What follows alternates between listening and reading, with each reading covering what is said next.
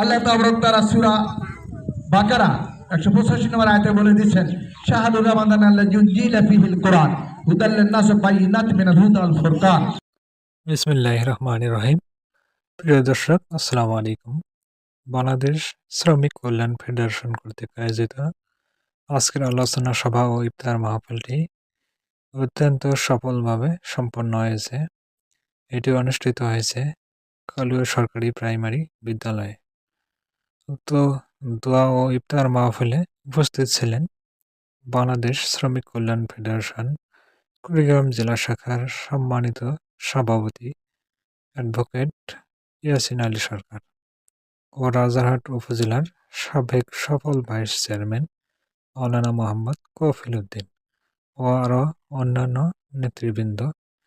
এ সময় বক্তারা পবিত্র মাহ রমজানের মাহাত্ম্য ও গুরুত্ব সম্পর্কে বিশেষ আলোচনা করেন।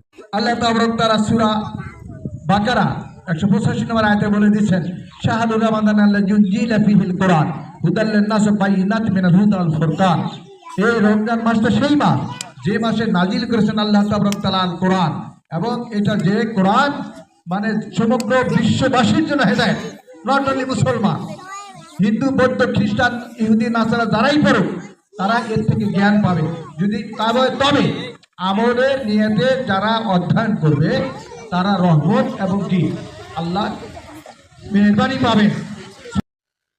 পরিশেষে দোয়া ও ইফতারের মধ্য দিয়ে আলোচনা সভাটির পরিসমাপ্তি ঘটে। ربنا آتنا في الدنيا حسنة وفي